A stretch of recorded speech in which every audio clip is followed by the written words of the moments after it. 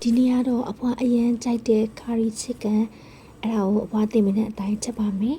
ဒီချက်တဲ့ခါမှာဆိုရင်ဒီအခုချက်ပြနေတဲ့အနစ်ထုံကိုတော့ဝယ်လဲရတယ်လို့တော့မဟုတ်ရင်ကိုယ့်အနေကိုလုပ်လို့ရတယ်ပေါ့နော်အရင်ဆုံးဒီအနစ်ထုံလေးအနစ်တွေကိုကစီလီနဲ့နည်းနည်းမွေးနေအောင်ကြော်ပါတယ်ပြီးတဲ့ခါကျရင်ချက်သားကိုထည့်ပြီးတော့တခြားလေးလုံးလိုက်ရပေါ့နော်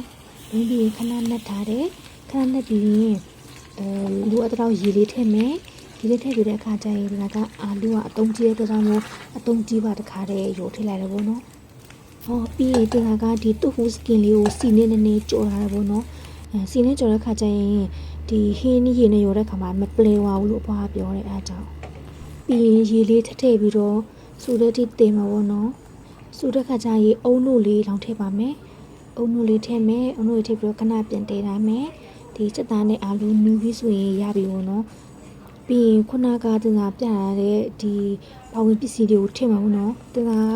ကစက်သားအများကြီးပဲပြီးတော့အာလူလည်းများတယ်အိုးဟာလေးနဲ့တေးနေအောင်ဆိုတော့လေအိုးနှစ်အိုးပြောင်းချက်ရပါတယ်